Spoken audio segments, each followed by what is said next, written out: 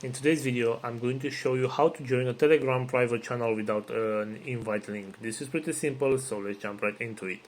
So in order to do so, go to a random channel that you joined already, and right here you'll have to select right here the channel name, and as you can see under the description you have the invite link. Simply tap on that and select copy link right here.